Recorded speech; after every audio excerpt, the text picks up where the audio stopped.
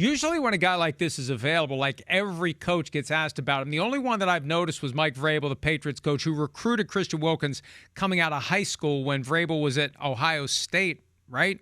Yeah. He said it's something we'll look into. And because he's been released, teams are allowed to comment.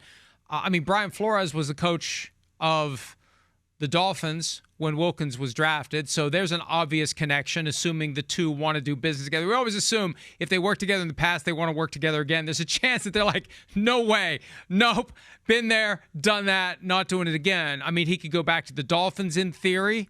Mike McDaniel has not been asked about it that I've seen. I might have missed it. There's 32 teams opening camp right now. So I don't know. Is there one that jumps out to you that would be a team that should go after him if he's healthy? Well, price tag is going to be one thing, right? That's what I'll be interested to see here. With the injury and some of the things that are going on there, is he going to really be able to command a huge deal or anything like that? The team that jumps out to me just right off the bat is the Kansas City Chiefs, right? I just look at that and go, richer get rich. The richer get rich. That could be a spot he goes, wait, I'd like to propel myself into another big contract next year, right? They do need, I think, some other big people in the middle of their defense. Like we saw, the Eagles, they had to commit too many people to try to stop the Eagles' run game to where they had nobody left in the secondary to cover the awesome receivers. That's one that certainly jumps out to me. He's going to fit just about any scheme possible. So that's not going to be a problem. He's too good of a damn player there. But that's the one to me when I look at the league right now that really does jump out to me in a big way, right? And there's a team like Buffalo. You've heard me say it in the past. Buffalo's a team where I always go, when you play the Ravens and you play some of those teams, you're always undersized and have to compromise and do a lot of things in a lot of different ways. Would they be a team that maybe looks at this and having experience playing against them all those years that maybe takes a chance on him here?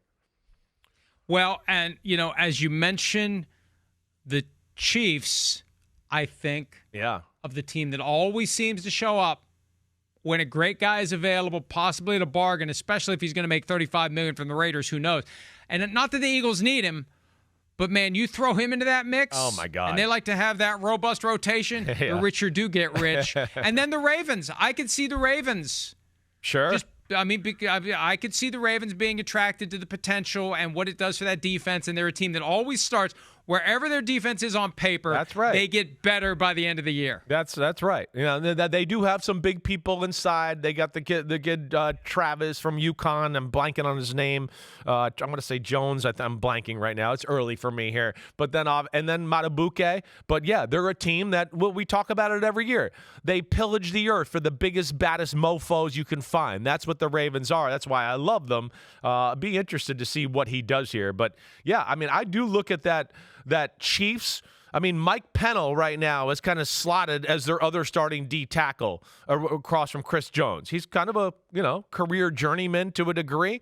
And like you say, look at the Bills, it's Ed Oliver and then Daquan Jones, who's way up there in years too, to where I could see them going after a week or two of their team looking at it and go, hey, let's see what Christian Wilkins wants to be paid. Let's kick the can on that or kick the tires on that and see what he's got for us.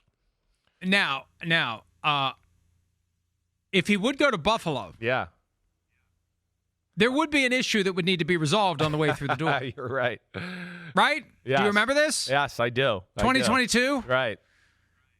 Josh Allen, Bills quarterback, accused Christian Wilkins of trying to give him the Vince Wilfork, LA Lakers, purple and yellow in the man area. He was fined.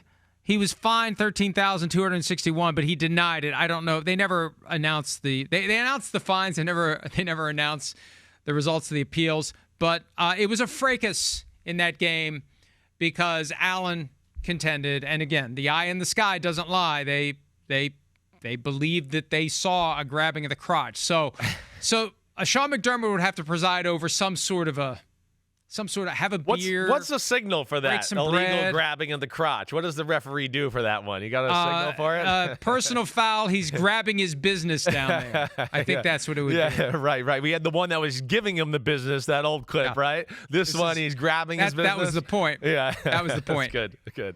Grabbing his business. He's grabbing He's grabbing his business down there, literally. Hi, it's Mike Florio. Thanks for watching PFT on YouTube. Hit subscribe for the latest news and analysis from Pro Football Talk.